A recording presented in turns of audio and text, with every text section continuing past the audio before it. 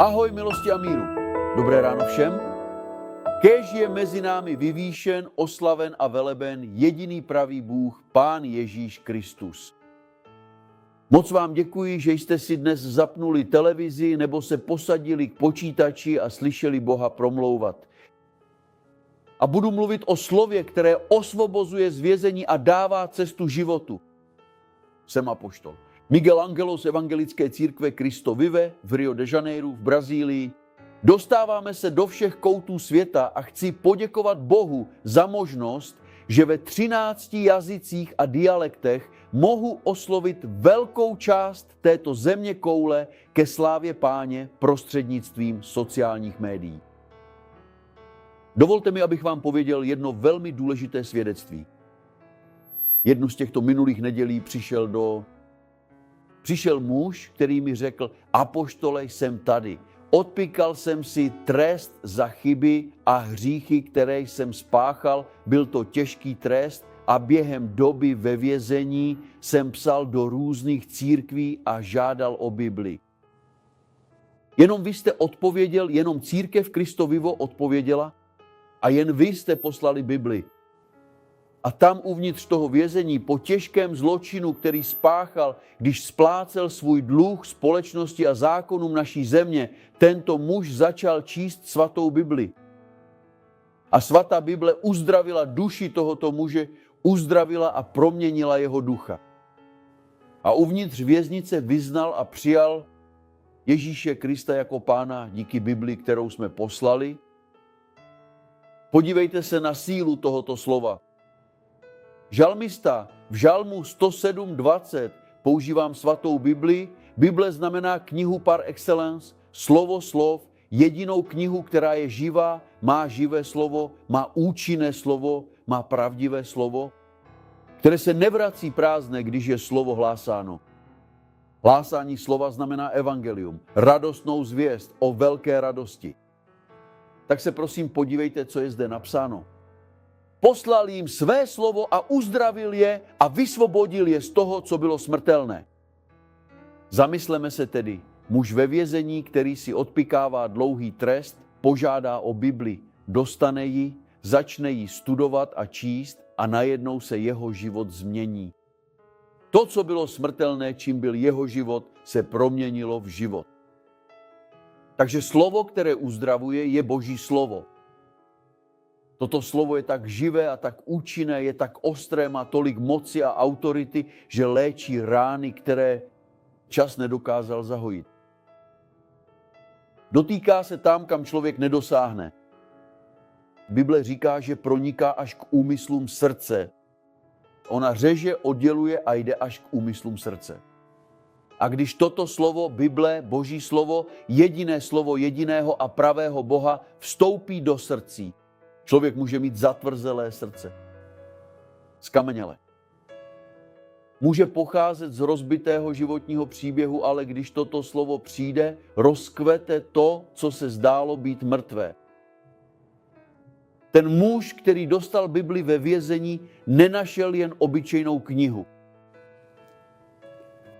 Našla Boha, který ho tolik miloval navzdory všechno, co udělal.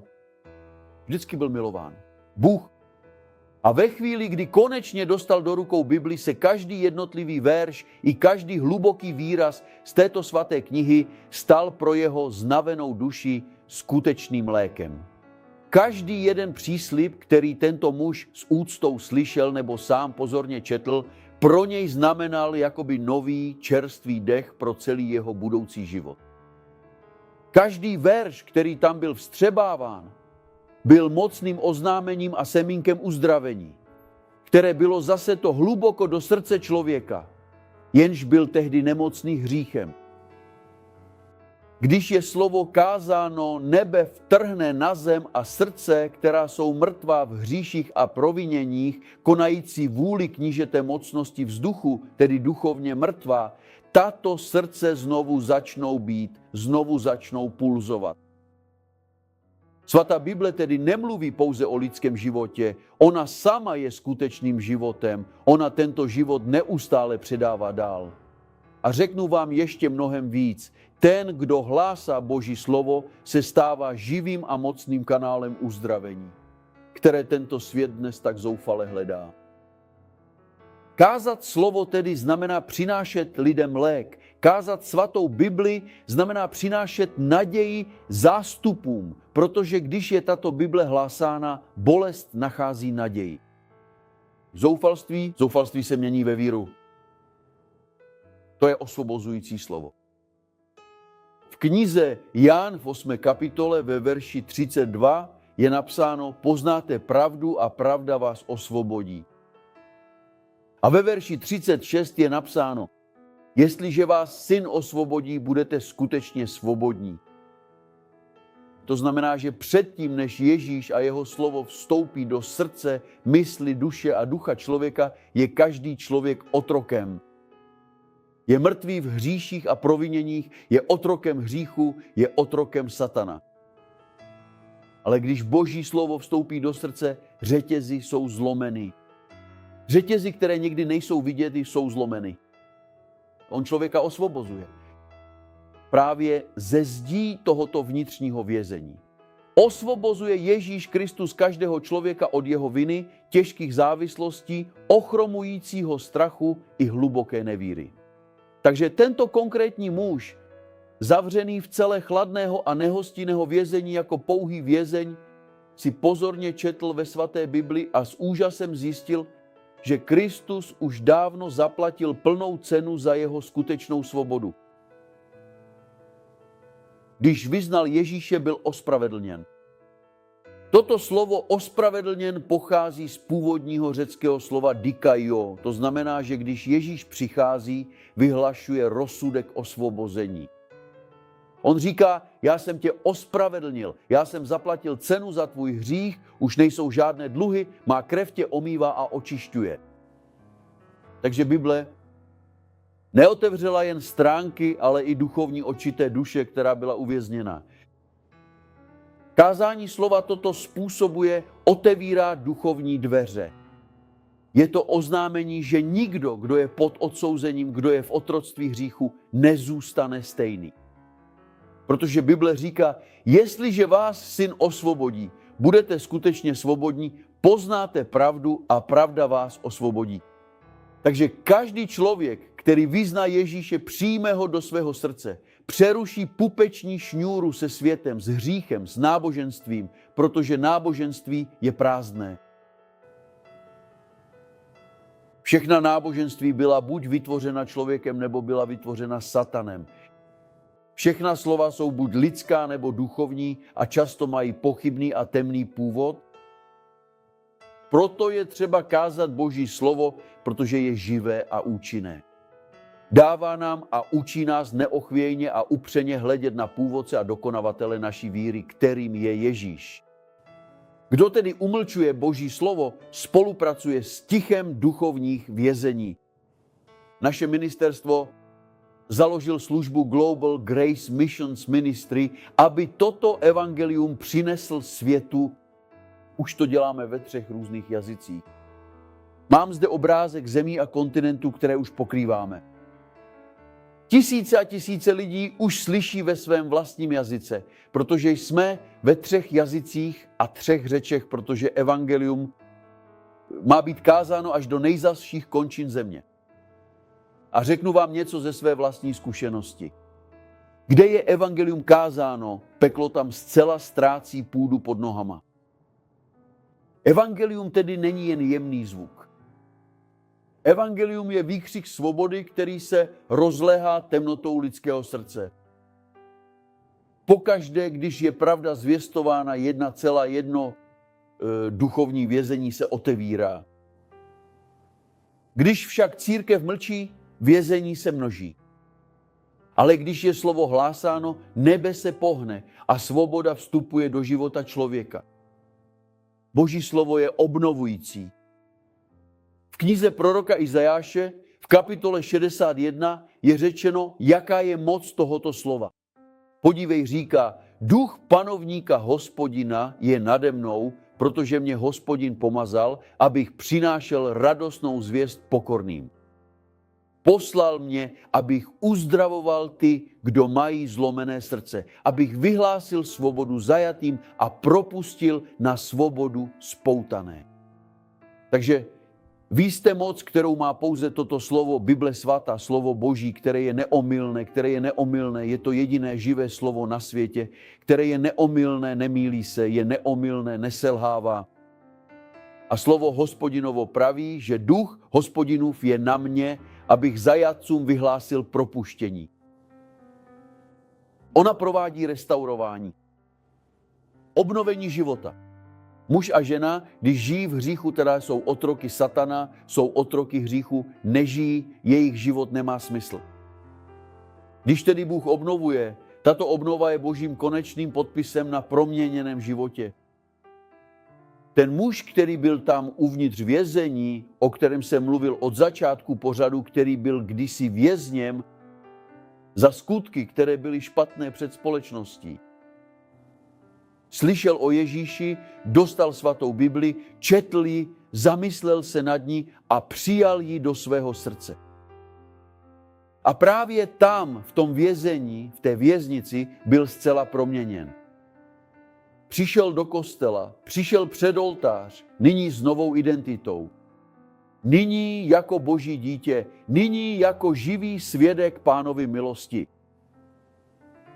Takže toto mocné Boží slovo, které je stále živé a nesmírně účinné, nemění jen naše vnější chování, ale skutečně a hluboce přetváří celé lidské osudy. A řeknu vám to takto.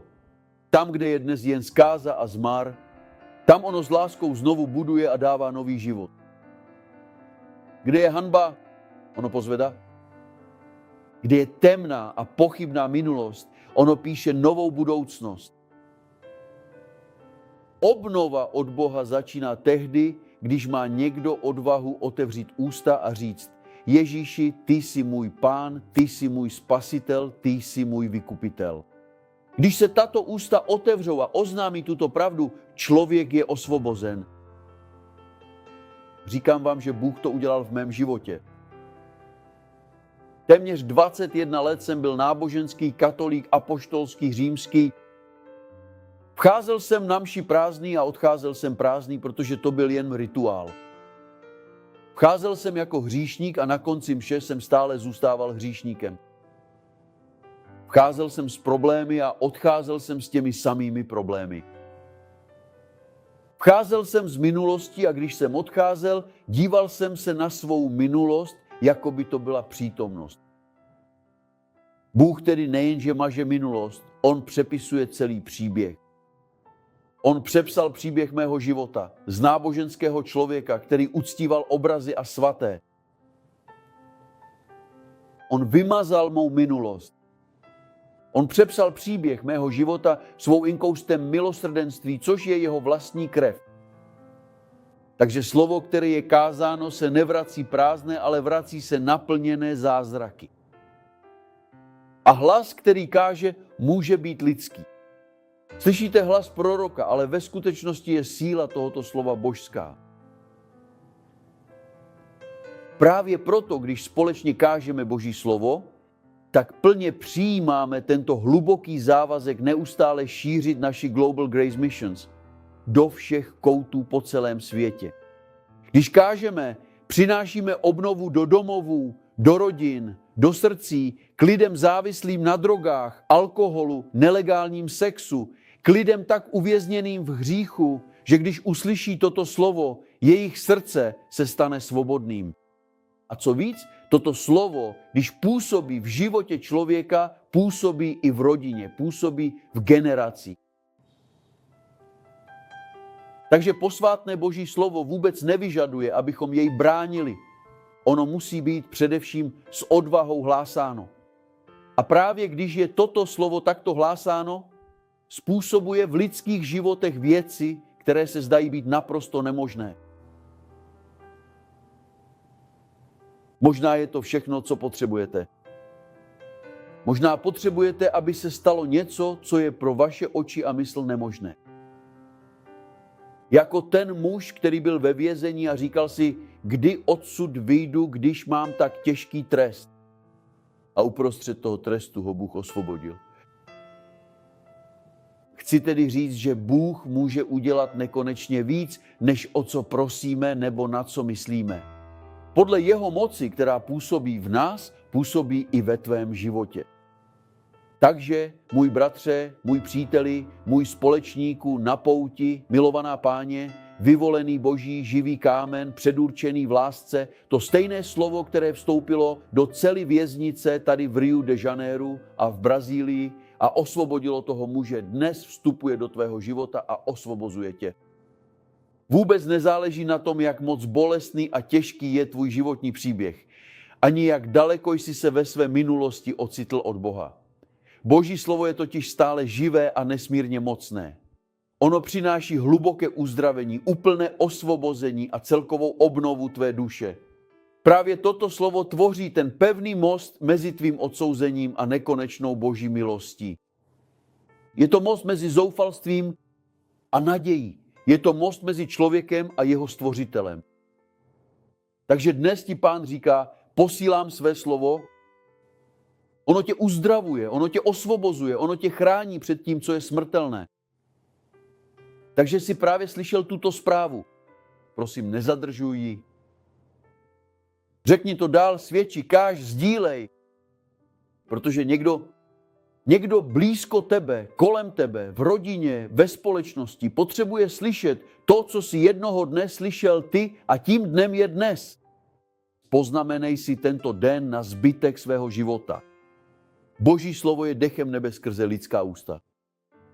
Tak káž, začni zvěstovat, mluv, říkej to svým srdcem, svou duší a svými rty. Byl jsem uzdraven. Mluv jako člověk, který byl osvobozen. Řekni, jsem osvobozený, jsem svobodný. Žij jako ten, kdo už byl obnoven. Vždyť Boží slovo povolává k existenci věcí, které ještě neexistují. A dnes se děje ten největší zázrak, jaký by se mohl stát, stejně jako u toho vězně, který přišel do církve a řekl, byla to Bible, kterou jste mi poslali, která změnila můj život. A on řekl, tam je moje žena, tam jsou moje děti. Tam je můj život, který byl kdysi zcela odsouzený, ale on poznal pravdu a pravda ho osvobodila. Takže nejsem hlasatelem náboženství, nejsem kazatelem náboženství, jsem kazatelem života. Pastore, co mám dělat? Odevzdejte svůj život Ježíši. Řekněte, Pane Ježíši Kriste, řekněte, Pane Ježíši Kriste, vyznávám, že jen ty jsi Bůh. Přijímám tě do svého srdce jako svého Pána a Spasitele. Věřím, že jsi zemřel a vstal z mrtvých, že žiješ, sedíš na trůnu slávy, vládneš národům, ty jsi Pán, všechny národy ti patří, země ti patří, můj život ti patří, to vše je díky Boží milosti, díky Boží milosti jsem spasen. Zopakujte ještě jednou, díky Boží milosti jsem spasen. Díky Bohu, díky Bohu. Velmi dobře, nyní nám zbývá 6 minut do konce našeho programu. Mám opravdu nadšené a šťastné srdce, protože vidíte, že dnes máme vysílání v portugalštině, angličtině, španělštině, francouzštině, němčině, italštině, řečtině, ruštině, arabštině, čínštině, japonštině, korejštině, domorodých jazycích a určtině. Už pokrýváme část tohoto světa. Z tohoto světa. A to je náš cíl, přinést Boží slovo celému světu. Za chvíli budou všechny země zbarvené, protože všechny tyto země budou zahrnuty slovem, které se nevrací prázdné. Můžete být toho součástí. Proto mé hluboké poděkování všem, kteří chtějí a touží se zapojit do šíření evangelia. Děkuji Bohu za svůj televizní tým. Děkuji Bohu za život lid církve Kristovive. Děkuji Bohu za život mého syna ve víře, Rodriga Ambrosia, mé dcery ve víře, Fabiany Ambrosio z Turbomil, Vila Emil Meskita, této sítě obchodů, která podporuje náš celosvětový program. Mému milovanému, drahému Renatu Vilariňovi, Klaudii Richer, jejich milovaným dcerám, naší Zinzane, této světlé firmě s biblickými základy, této společnosti, která vznikla, aby byla majákem. V této zemi děkuji za vaši lásku, děkuji za vaši podporu, protože teď můžeme všichni říci, že evangelium Boží milosti ve 14 jazycích bude. Příští rok dosáhneme 73 jazyků a řečí, děláme první kroky. To už je skutečnost. Global Grace Missions je skutečností a už jsem obdržel kontakt od lidí z mnoha zemí, alespoň 24 zemí už se zapojilo, lidé se již zavázali k tomuto slovu, už slyšeli, už následovali a já mohu jen říci díky Bohu za to. Děkuji ti, Pane Ježíši Kriste. Na konci těchto časů se naplňuje velké poslání. Byl to on, kdo řekl, jděte a kažte evangelium všemu stvoření. Řekl, kažte evangelium. Nekáže náboženství. Náboženství je vězení. Náboženství utlačuje. Náboženství přináší nadvládu někoho nad ostatními lidmi. Ale když člověk pozná pravdu, pravda osvobozuje. Jsme tedy odhodláni a živá Kristova církev je odhodlána, aby jednoho dne svět zvolal Maranata, přijď Ježíši. To se stane. Pavel zaznamenal, že Pán se vrátí až tehdy, až budou pohany nasyceni, tedy až ho budou potřebovat slyšet všichni lidé, kteří obývají tuto zemi, právě teď 8 miliard a myslím, že 200 nebo 300 miliard. Významná část už slyší, ale je tu ještě velmi mnoho těch, kteří nikdy neslyšeli nic o spasení, ale uslyší díky tomuto vysílání. Děkuji vám a zvu vás na tuto neděli. Zde v Rio de Janeiro, v naší katedrále v Brazílii, na adrese Rua Maricá 320, Campinho, západní část Ria de Janeiro, budeme mít 2 velká shromáždění. V 9 hodin ráno a v 5 hodin odpoledne. Přijďte poznat církev Kristovive. Přijďte se podívat, co Bůh koná. Hlásáme velké probuzení a to už se děje v životech stovek a stovek lidí ve jménu Ježíše. Národy patří Kristu. Svět patří Pánu a sláva tohoto velkého probuzení bude největší ze všech dob od chvíle, kdy bylo evangelium poprvé kázáno před 2025 lety a po 1000 let skrze proroky, kteří ohlašovali evangelium našeho Pána a Spasitele Ježíše Krista. Šťastnou neděli, máme 2 kontaktní telefony, prosím, pokud s námi chcete navázat kontakt, WhatsApp, mobil 0 0 552 19912 74 154 nebo 0 0 552 130 1790 90. Zavolejte nám, navážete s námi toto spojení. Nebylo náhodou, že jsme se dnes setkali. Přeji vám požehnanou neděli, úspěšný týden a měsíc plný vítězství k slávě Páně. Obětí od apoštola Miguela Angela z Ria de Janeiro. Milost a pokoj všem. Bylo kázáno evangelium, slovo, které se nevrací s prázdnou. Zázrak se stal ve vašem životě. Jsi svobodný a milost a mír